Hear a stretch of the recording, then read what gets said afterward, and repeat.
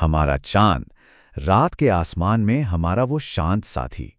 लेकिन जरा सोचिए, क्या होगा अगर यही शांत चांद हमारी तबाही का कारण बन जाए? आज हम इसी चौंकाने वाले सवाल का जवाब ढूंढेंगे। तो चलिए जरा इस डरावनी कल्पना में उतरते हैं। मान लीजिए कि आज अभी किसी अजीब सी ताकत ने चांद को उसकी जगह से हिला दिया है और अब वो सीधा हमारी धरती की तरफ बढ़ रहा है। हमने इस पूरी तबाही को समझने के लिए 1 साल का वक्त दिया है।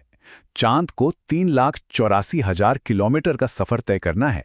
अब ये दूरी कितनी है, इसका अंदाजा आप ऐसे लगाइए कि हमारे सोलर सिस्टम के सारे ग्रह, जी हां, सारे के सारे, धरती और चांद के बीच की उस खाली जगह में फिट हो सकते हैं। तो उल्टी गिनती शुरू हो चुकी है और शुरुआत में तो सच कहूं तो कुछ पता भी नहीं चलेगा। शायद समंदर की लहरें किनारों पर थोड़ी और ऊपर आ जाएं, पर उसके अलावा सब कुछ नॉर्मल लगेगा। अब इससे पहले कि हम तबाही की बात करें, ये जानना बहुत ज़रूरी है कि आखिर ये चांद हमारे लिए इतना ख़ास क्यों है। ये हमारे मौसम को स्टेबल रखता है, सीजन्स को कंट्रोल करता है और समंदर में आने वाले ज्वार भाटे को भी यही संभालता है। और अब यही बैलेंस बिगड़ने वाला है। और अब तबाही के पहले बड़े और साफ संकेत दिखने लगते हैं, क्योंकि अब चांद का गुरुत्वाकर्षण, मतलब उसकी खींचने की शक्ति, तेजी से बढ़ रही है। टक्कर से 300 दिन पहले, जब चांद सिर्फ 2.5 लाख किलोमीटर दूर रह गया है, ज्वार भाटे की ऊंचाई 5 मीटर तक पहुंच जाएगी। मतलब न्यूयॉर्क और लंदन जैसे बड़े बड़े तटीय शहर हमेशा के लिए पानी के नीचे होंगे। सोचिए कितनी बड़ी तबाही होगी और कितने लोग अपना घर बार छोड़कर भागेंगे। और अब सिर्फ 200 दिन बचे हैं।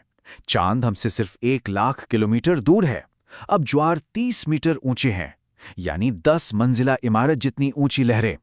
अब समंदर के किनारे कोई भी इलाका रहने लायक नहीं बचेगा। और मजे की बात यह है कि ये जो डरावना सीन हम सोच रहे हैं ना, ये एक तरह से धरती के अतीत की ही एक झलक है। जी हां, अरबों साल पहले जब चांद नया नया बना था और धरती के बहुत करीब था, तब हमारे ग्रह पर ऐसे ही भयानक ज्वार भाटे आते थे। तो सवाल ये उठता है कि आखिर ये चांद बना कैसे, कहां से आया? जवाब एक बहुत ही जबरदस्त कॉस्मिक टक्कर में छिपा है।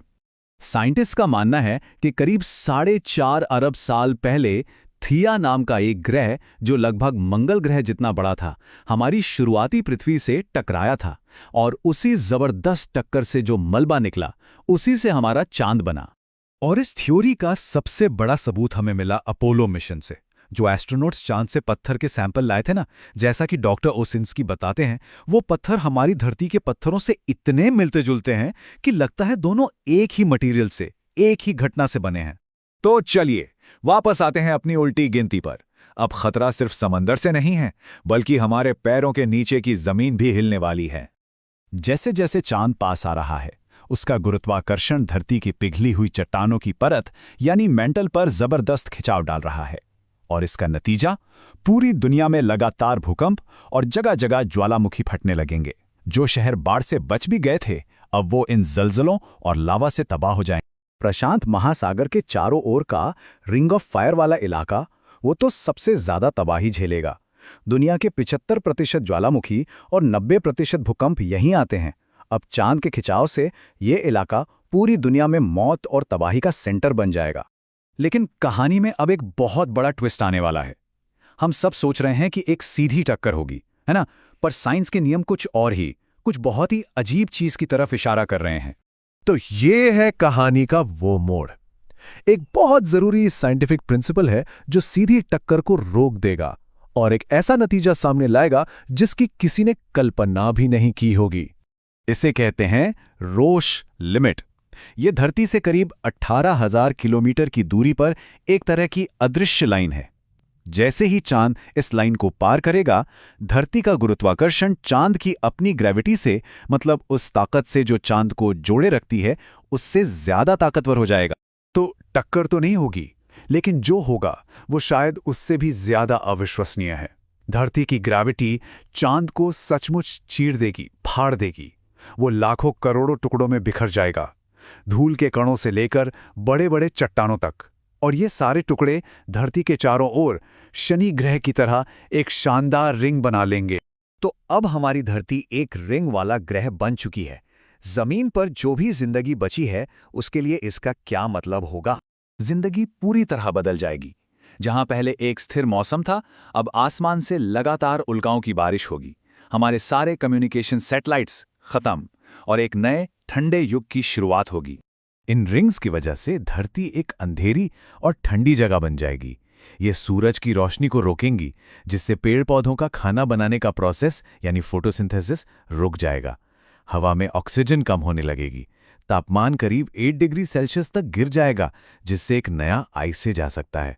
और हाँ, मलबे का ये घेरा हमें हमेशा के लिए धरती पर फंसा देगा। स्पेस में जाना नामुमकिन हो जाएगा। चलिए, इससे पहले कि आप बहुत ज़्यादा परेशान हो जाएं, ये याद रखना ज़रूरी है कि ये सब सिर्फ एक दिमागी कसरत है, एक थॉट एक्सपेरिमेंट। असलियत में ऐसा होने का चांस लगभग 0 है। हकीकत तो ठीक इसके उलट है। चांद हमारी तरफ नहीं आ रहा, बल्कि हर साल हमसे लगभग 3.8 सेंटीमीटर दूर जा रहा है। धरती का गुरुत्वाकर्षण उसे एक महफूज और स्थिर ऑर्बिट में बनाए रखता है, और यही हमारे ग्रह की स्थिरता की गारंटी है। तो ये सब हमें सोचने पर मजबूर करता है ना? चांद का ये स्थिर ऑर्बिट हमें बचाता है, लेकिन ये ब्रह्मांड बहुत बड़ा है, बहुत अनप्रेडिक्टेबल है। न जाने और कौन सी ऐसी अनदेखी ताकतें या खतरे हैं जिनके बारे में हम जानते तक नहीं। ये एक ऐसा सवाल है जो हमें याद दिलाता है कि इस विशाल ब्रह्मांड में हमारी जगह कितनी नाजुक है।